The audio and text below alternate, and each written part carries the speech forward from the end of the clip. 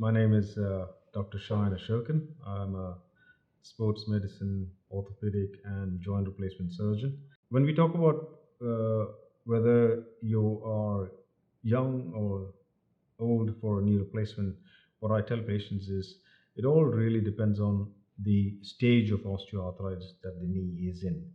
I've seen very young people, lots of trauma and injuries to their knees, and they have what we call accelerated osteoarthritis, where the cartilage is worn out and it's bone on bone.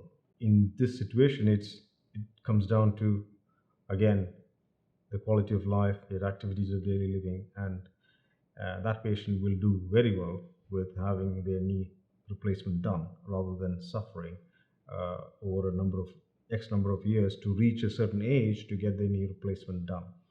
So waiting, once you've reached stage 4 osteoarthritis, which is bone on bone osteoarthritis, I tell patients that that is probably the right time.